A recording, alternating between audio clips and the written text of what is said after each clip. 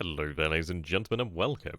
So this is the next episode in the first strike of the Homeland, or whatever I actually decide to call the stream at that point, or the series at that point. I just forget what I name these things. So yes, regarding the situation that we ended up being in the other day, it is a loss. It is definitely a loss of, well, lost. Poor choice words. Yes, it is a shame to have lost the Zuho and the Taiho. How does it impact on our abilities? Well, not tremendous amount, and the reason why I say that is because we still have the carrier forces over here. It doesn't tremendously alter the odds in much ways.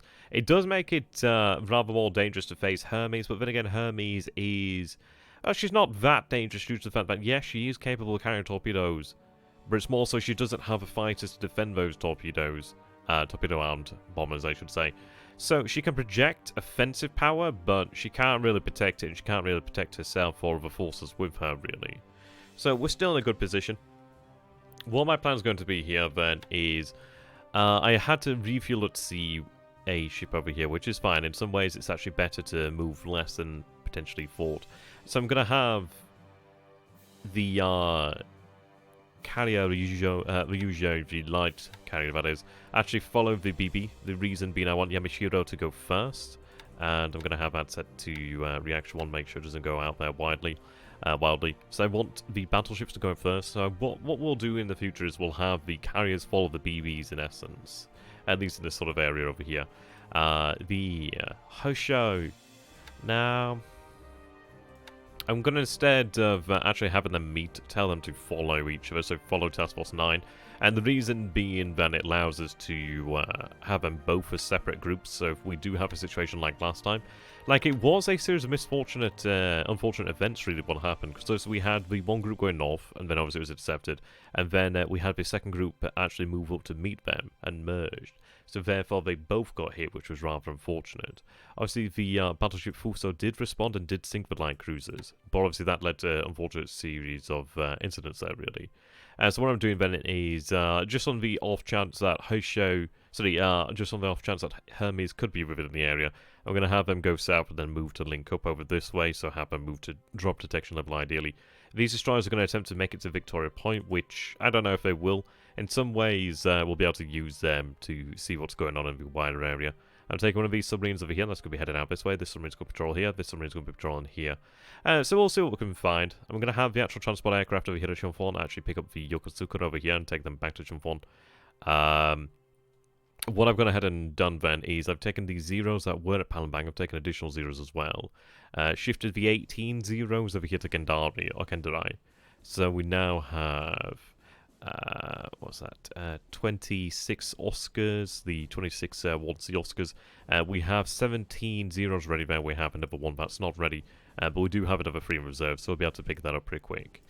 I've got them doing a 30% cap and a 70% rest.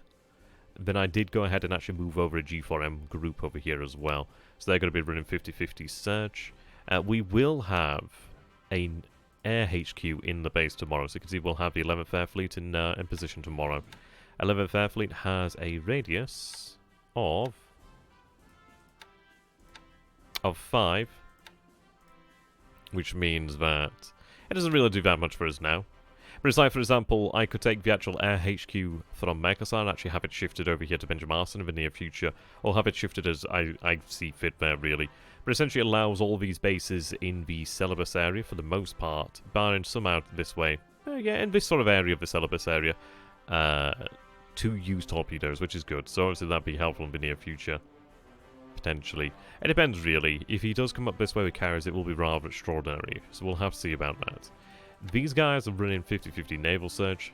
Don't want to boost... Well, I don't want to have that fatigue go too high. These guys over here are running 10% cap, and they're running high levels there of rest. The reason being to try and just get that fatigue down, get that damage down as much as possible. This unit, I'm going to have go that way for the time being. The reason being, I could land here because there's no troops here, and then take this where there are troops, and actually conquer Timor. But I do worry that there might be carriers in this area. The interesting thing is, and this is, I'll go get the actual, yep, here we go. So this is the map. It's not completely updated, but it gives you like an approximate location of our search. So, he was round about this sort of area last turn, and he had surface assets around about here as well. There is a possibility, and I don't know, he might have gone north. The issue is our search is obviously somewhat limited over there, as it is elsewhere. He might have gone south. There's an area where he could have gone south over this way. I don't know. I find it easier to believe that he's gone north due to the fact that he did move up this way. He had these forces over here, then I don't know. It's strange. I find it strange. Like, why move here? Not launch any sort of attacks. Because if you weren't going to launch an attack, why would you move into that position unless you're moving through this way? Which, maybe he is doing that. Maybe he's doing that. That's kind of what we were afraid of last time, so unfortunately we lost 2 CVs this turn. A CVL and a CVE. We will have Shoho another CVL in under a month, so that's good news. But the war, well, just the shape of the war in about 28 days when she arrives, it's going to be so very different. It's going to be so very different.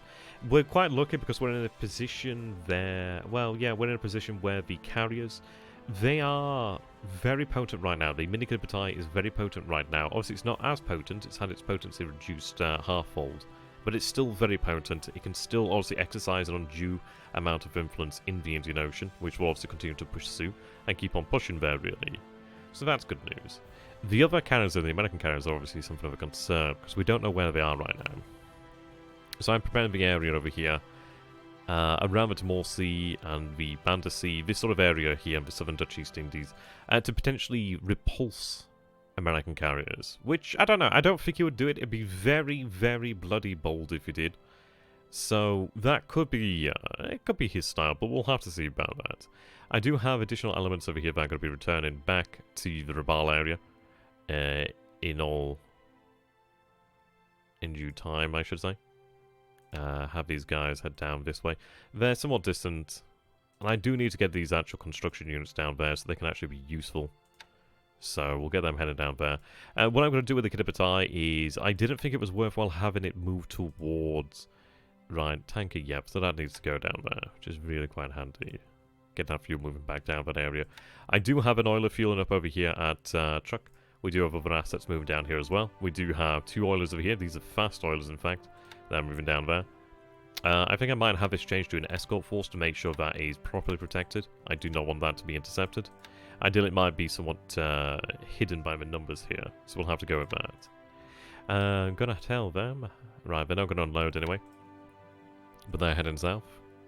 What I'm doing... this force is going to link with the Karga, essentially. So I think what I will be doing is taking Karga and having the actual carrier Karga alongside Hiei Kirishima. Haruna's heading down this way with additional assets. So what we'll do then is we'll have Karga, Hiei Kirishima, Haruna made available to cover a wake landing force, essentially, which would be quite good.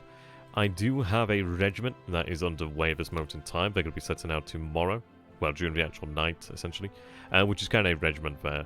They do have preparation for wake. What I will do is have a AK loaded up over here, or a couple AKLs loaded with supply, and then what we can do is we can have them moved in to actually take advantage of that situation that we can create by having the cover there available. And so it's going to be a very interesting situation. I think I would like to move a aviation unit over here to Inawatok, because it gives us a ability to stretch out naval search over here. It gives us 14. Though I'm not entirely sure it's tremendously worthwhile, because then it means we have an aviation unit here that it's not really doing tremendously more than what we can do from running them over the H6K4s anyway. So, yeah, I mean, they do have that range. It's well within their range. It just brings them 2 hexes closer, essentially. But yeah, these guys are returning over this way. So, it looks like they're going to struggle to get back, but I can have something head out there and meet them around about this position here anyway. These guys moving back as well, so they're going in to home port. I do have an aviation unit that will be landing here tomorrow with AP and some AKs as well. So there's plenty of fuel that we can draw upon from there. But the good news is we will have aviation, additional aviation moving into Marcus Island. See, Marcus Island is actually taking on a different sort of view in this war, isn't it really? A different sort of importance than we've previously seen. I have gone through the entirety of Japan and Korea, Manchuria, and parts of China as well. I've told all forces that aren't actually useful to rest and train, So that will reduce the amount of supply consumption in the home island. I don't know by how much, not a tremendous amount, but enough to be potentially worthwhile in the long run. I mean, it increases their experience, so it's no big deal, really. What I'm doing over this way is... I'm going to go ahead with the Ambon landing. I think it might be worthwhile to potentially put the light cruisers in here to give additional armor to the force. I had actually thought, maybe is it worthwhile deferring the landing, but I think it's one of those where we do want to go ahead. Ambon is times 3 terrain, I believe, so it's pretty damn nasty. I did think, right, well, maybe we want to wait for like a bombardment for the BBs, which are currently over here at Tanat, whatever you want to call it. But they've been refueled, so they can't be right now. Yeah, it's risky. The Haguro will act as the armor there. The question comes down to, will she soak up enough shells, really? Probably not. Probably not. I think what I will do then is actually take the light cruisers. I can have the 2 destroyers there act as service task forces anyway. At least then it's something there that could potentially run into some danger. So we'll see how that goes. The one is that he knows about this, which, yeah, is a big problem. But if we take a look, so this is where they are right now. So they are currently 35 hexes away from Port Moresby. I can't recall exactly when it was. It was around about this sort of position, which was like 3 from there. So we'll say he's potentially, he was 30 odd hexes. If he did move in, I mean, if I take a look, that sort of position there is 9 hexes from Port Moresby. If he went full speed, he could be 18 hexes roughly from Port Moresby, so he might be around about that sort of area here. But then this is where I sort of start thinking, well, maybe that's why we haven't detected him. He's running a lot of detection over there, which is rather interesting, but that might be because we've just taken that base. But you see, we're 19 hexes from Kopang. I have since moved G-Force to Kandari, so at least we'll have some additional information. But I think it's one of those of where I don't think he could have moved in there without us knowing. It's a very interesting one. Maybe he has, maybe he hasn't. We have bloody searchlights here, the most annoying things on Earth. They're rather annoying because you can't unload them at anything below a size 2 port, I think. They're really, really rather troublesome. So they can head back to track and unload those bloody worthless searchlights. Yeah, so we'll get that out of the way. Most of the shipping of the area is moving out of the way. What I've decided to do is, rather than have the Kidabadai move this way, which it will do in the near future, what I'll probably do is retain the Kidabadai in this area, to then allow us to actually have all the Naval Guard units actually used in an invasion to land at Port Moresby, which would be quite good. The Kidabadai is going to head down towards this position here, just off of Tulagi. The reason being, I want to get outside, ideally, detection range, which would put us there at the end point, about 22 hexes away from Port Moresby, which ideally puts us outside of range. He could have assets down here at Luganville. It's hard to say. It's very likely he could and would. So it's a difficult one. But I don't feel confident moving into the Coral Sea without a clear indication of what is in the area or what's going on. I find it surprising. Really, but we'll see. It's a cautious move more than anything. We could move into the area. What I'm doing is actually moving submarines deeper into the Coral Sea so we can try and pick up on, I don't know, any sort of information there, any sort of detection. But I don't like the idea of moving into the Coral Sea, a geographically limited area as such, because there's obviously, it looks large and it is large in a sense, but it's not large in terms of carrier conflict. And I don't want to be in there limited. The reason why I'm going to continue to move down this way is he might potentially have gone south, which is something I do want to consider. He might be looking to get around our flank and potentially leave us thinking that he's somewhere here. On the other chance, he might have actually gone through the Torres Strait and through to the north and towards the southern Dutch East Indies. In which case, well, the carriers aren't really... they're not going to do well following as such. The reason being he could offload his actual carrier aircraft at Port Moresby or just in some of these bases around this area, or even take the Australian aircraft and move them towards this sort of area. And he could obviously launch attacks against a carrier group from Port Moresby or something of that nature there, really. So it's one of those where I don't really want to entertain the threats, and I don't think it's worthwhile as actually just falling in that sort of circumstance there, really. Let's see, can I move any of these G3s over there? It'd be nice to have a full group. Now, one of them's ready, at least. That's good news. Then it's just one more, then I can shift over and reform the group. So yeah, we're doing a lot of naval search. Right now, it is all about trying to figure out where the enemy is, which is an intriguing one. It is a very intriguing one. Now, I do have some Hate Escape force. I'm tempted to potentially move them to Hollandia. I'm quite tempted by that. We do have 24 aviation support over there in Hollandia. It might be worthwhile doing, but I don't know. I don't think I need to go that much. Go like that. It's one of those of maybe it's worthwhile doing. It would give us more information in this area. But then again, I don't want to see myself somewhat in the cold here as well. We do have H6K4s at Truck, Roydemer, and Marcus. I don't want to put too much pressure on Marcus or Roydemer, because then we might miss things. So I'd like to have like an overlapping system of detection there, really. So yeah, I think it's a cautious move, but it's one where I think we are still moving in the right direction. I do need to get fuel down here. What I will have to do then is actually get boats and have them suck the fuel out. We do have enough fuel to continue to go for some distance. It's like you can see here, we still have 91 hexes worth of movement in us. So we still have plenty there. We do have more escorts than we've had beforehand as well. This was the DD I took out there, the Iceycrome. I did take it out, the reason being because I don't want to not move this day, essentially. So what I'm going to do then is have that just move to the south, and then it can refuel there, really, from the ship. And then the PB can limp back home. Oh, we do have these ships out here as well, which can move out that way. Yeah, so in fact I'll have that, yeah, I could even have the PB head to Tulagi, so I'll have a couple of ships move to Tulagi, and then at least they can act as potential bait there, really, in the future. It's an interesting one. There's a lot going on right now. I think I did overreact, and I think it was a rather shame, a big shame, that we did have hecklers, which was less than stellar and really wasn't designed. Kind of defeats the entire purpose of doing these sort of streams, because it's like, well, if that's the response that you get, I might as well just do them as video recordings, because I'm not in the business of like being heckled. I've been doing this 6-7 years, and I can take a lot, but sometimes when you're like disappointed when you have people coming in and laughing, you're like, well, why come and watch? Are you watching for the game, or are you watching for the drama? Because it's like, if you want the drama, then I'm not going to feed that. Frankly.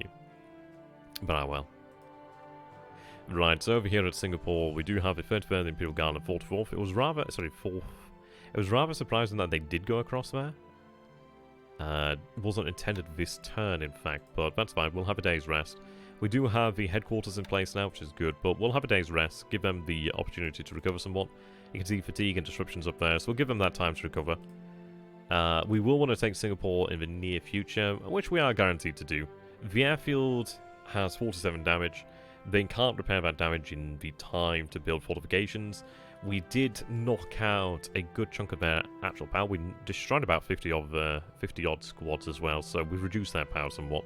So it's just a case of shock attacks are always terrible. They can either be outright successes or outright disasters. We had about 2,000 odd casualties, so it's actually pretty good, but that just shows you just the amount of overwhelming force we had. But honestly, the act of crossing over here is a nasty thing to do, and the Imperial Guard Division's in great shape. I imagine the Imperial Guard Division over time would be able to defeat this on its own, but we do have the additional divisions here, so we will be able to manage it. We do have HQ support on hand as well, so we're just going to give it some time. I'm going to attack over here at Malacca with these forces, so we do have 131 AV there. Importantly, we do have a 4th Division elements over here, which is additional infantry, which is nice. A little bit of engineers as well, which is handy. These forces continue to march into the interior of Malaya. These forces obviously continue to move south as well. So what we'll be doing in the near future then is reforming the division of the 18th and the other division, the 55th, I think it is. Oh, the 5th. So that'd be quite good. I do have the 2 regiments over here at Palembang. They're resting for the moment in time. I'm taking... so that's going to continue to move in there, moving an escort out. I do have this force over here, which is Yokosuka. So some SLF, some AA, some aviation units. I'm going to have that move to Sincap for the time being. The reason being there is a Dutch force over here, but there's also a level 2 port and there's a level 1 airfield. And so the good news is I can make use of that. It also means that I am able to further constrict Singapore's ability to operate in this area. The end is coming. It is very much coming. And it will be rather intriguing to see what happens when it finally arrives. I do have some shipping engineers and some aviation engineers moving in here, which is nice. And the shipping engineers will be very welcome. Very welcome indeed. So we take a look over here then. So you can see that we have supply being unloaded right now. So what I'm going to do then is tell them to stop doing that and move to Kuantan. Yeah, so move there. Because right now they're just taking up space, really. There's no need for them to be there. They're continuing to unload supply. We have a lot of a lot of destroying minesweepers. We have 15 there. There's another one heading down to this area, but we have 15 here, which will see Singapore clear the mines pretty quickly, in fact. We still have heavy task forces there supporting us. And we have the 15th Army and the 25th Army unloading. Yeah, plenty of support assets. You can see that we have additional aviation support already here at this moment in time. But I don't think they've... Oh, no, that's here right now. Okay, so they can remain here. The good news is that's a little bit of aviation support. So what I can do is I might build up a level 1 airfield just to have an airfield here. That could be handy in the future then, really. But importantly, we have the headquarters, so the 25th element, and we're just moving south. We've got 15th Army Corps here, which is also heading south as well. And so, yeah, in about 4 days they'll arrive at Johor Bahru, so it's one of those that will have plenty of HQ support, but I think we'll be taking this within the next few days. I'd say we'll probably have Singapore then by the 30th of December. Somewhat delayed to what we actually expected, but it's still early, still on time, which is good news. It didn't go great because, yeah, it was a shame. I didn't expect them to actually land at that point or go across at that point, but they did. And we do have a third fleet moving here as well, so they could move in there. What I'll obviously do is take them to Singapore in the near future. Yeah, we'll have them continue to move to Singapore. Then move into Porto Princesa. Then moving there. So yeah, we're preparing ourselves over here. I do have an aviation unit moving over here to Djambe. This unit for some reason decided to march onto the secondary road, which is weird. So I'm going to tell it to march back over here. They're going to tell it to march there, then march up that way. So for some reason they take some odd direction sometimes. And sometimes you're like, why are you doing that? That's insane. We're still clearing the mines out at BLeAcHACiD, which is good. Now, what I'm going to do then is prepare to take Banjarmasin. I think I will prepare to take that in the short term. I'm going to say we'll give it about a day. And we'll see how the situation looks on the ground then in the day after. Well, in the day to come. The reason being, if there are carriers moving here, I don't want to have actual troop convoys moving around. Due to the fact that I have all my fighters deployed at Kandari and Kopang at this moment in time. So I want to make sure that we actually do have the ability to cover forces out here. So there are aircraft here at Surabaya. And there's also aircraft out here at Banjarmasin. So I want to make sure I can protect these guys. So they're an ASW here. They're moving into port there, which is good. So obviously they're taking additional supply here to BLeAcHACiD. Obviously we'll be able to produce supply here as well, which is good. The fact that they're actually fully repaired, but they're not damaged, is just remarkably useful for us. It means that we don't have to spend that supply there, which is nice. We have the BB over here at Jolo. I'm not comfortable moving it through the Sulawesi without knowing what's in the area. So I'm going to wait till tomorrow until we actually have some information here. I could have it disbanded to port, but I think I'm going to keep it here at port just on the off chance. It's still in a position fight. There's not much in the way of air power, but I don't know. Maybe I do disband it. But I worry. I'm half tempted to move it back towards Manado. Not a fan of all these submarines in the area. I mean, in fairness, it might just be worthwhile to get it moving, but we'll see. They're shipping in the area. I don't want it to run into something nasty because we didn't know about it. So we'll see about that. Moving actual cruisers into this area to actually hit the AKs, and the AKLs are leaving the area as well. Yeah, I'm sort of preparing for this area. The American carriers, like Danban's carriers, have been really aggressive and rather unfortunate. But, this is it. They've not been that bad. Over here at Clark, I've got these guys they're going to rest today. They're going to rest and just recuperate. It's a nasty place here at Clark. It is very nasty terrain, but we do have the means to break through. We do have all these forces moving in. We do have additional independent engineers moving into Luzon as well. I do have another one coming from Baldwab too. And we do have the artillery moving across. So tomorrow we will have these independent engineer regiments there as well. Some of them aren't at full strength for some odd reason, but yeah, these guys are at full strength. So they're not bringing huge amounts of IGA squads, but they still have additional engineers. They still have the IGA squads, which is good. So that's good news. We'll be able to make use of them. I do have a 65th Brigade marching back to Lingayen. So what I'll do then when that does arrive there is I can have that actually hold position at Lingayen, so hold our rear and our flank from Eba, and we'll continue to just pound away at Clark. But what we'll do then is we'll attack, rest pretty much, and just keep going as long as we can in that sort of situation. Our forces will arrive over here in the north tomorrow, which will be good, so then we can actually take care of this position here, and then begin the advance on Luoyang. I want to take Luoyang and Qingzhou ideally roughly at the same time. Not that it particularly matters, it's a conquest here that we are going to win. Without a doubt. These guys, I don't want them to actually take much in the way of supply, but we've got to hold on to Aichang. He knows he can take at any moment in the future. But I can't afford to lose VP just willy-nilly. So, yeah, that is the situation at this moment in time. I did decide to actually build up the airfield here. The reason being we have a lot of aircraft actually here at Fusan, and it's good to actually have them here at Fusan because that means that we can have the Manchurian aircraft that can't transfer to Japan actually able to defend Japan from Korea, which is rather interesting. So that's good. I reformed a couple of units over here as well. So I made the 40th Brigade. I mean, I've got all the forces for the 20th Division, but for some reason I can't reform the 20th Division today, so, oh well. Yeah. So we're looking pretty good. I believe I'm sending some forces up to Panamashiro-jima. Yeah, I'm sending some SLF and some aviation units up there to Panamashiro-jima, which is good. So what we might want to do then is, while his carriers are elsewhere, is potentially look towards securing a position here in the Aleutian Islands early on. I mean, something like however the hell you pronounce it, Island, which is swamp. That'd be nice. ×3 terrain, I think it is. I thought it was ×4 for some reason, but yeah, ×3. On the urban heavy is ×4, but this is indeed ×3. So it's quite nasty, and it would give us a nice forward search, naval search position there.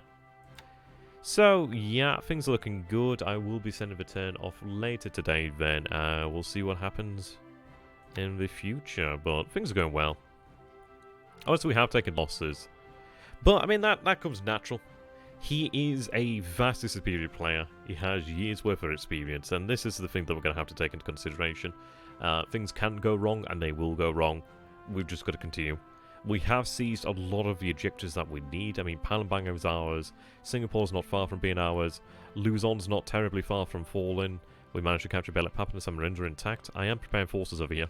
Oh, regarding the actual battleships over here, by the way, what I'm going to do is actually have them move towards Manado. If I need a battleship bombardment to Ambon, I do have that capability, but with the potential for carriers in that area, I don't think it's worthwhile moving them towards Manado just in case. Sorry, towards Ambon just in case. So what I can do then is I can actually have them made available. I'm having actual landing forces that will land at Tarakan actually collect over here at Jolo. So what I can do then is, if I'm like, right, okay, we're going to go for Tarakan, and obviously Papan has been cleared of mines, is I can arrange for some destroyed minesweepers and some actual battleships to be made available for the actual landing at Tarakan. We know there's a lot of coastal guns in Tarakan. Yeah, we're well bloody aware of that. So what we can do then is when we actually do go ahead with the landing, the actual amphibious landings, we can have BB supporting there. And then that will make Tarakan far easier to take. Now, Tarakan's not a priority as such. It is nice to have, but it's not a priority. So, I might just have these guys disband for the time being, actually. Yeah, I'll have them just disband for the time being. We can still do that. We'll see how it looks tomorrow, because this is still nasty. There's not that many units here, but it's still going to take some effort to take it. So we'll see how that goes. Yeah, well, it's going to be an interesting one. At least we've got a heavy cruiser and 2 light cruisers in here, so at least they do have some protection. Ideally, they'll have some ability to absorb shells that would otherwise hit the AKs. But I mean, it's nasty, but it's not as nasty as what Tarakan's coastal guns are, really. So, that's that. But yeah, it's not too long now before we'll be landed on Java. Once Singapore falls, then that really does open up a lot of things for us, which is going to be absolutely excellent. So, there we go. That is what we've got for today, then, really. Until next time, thank you for watching. Tanahika Banzai, and see you next time.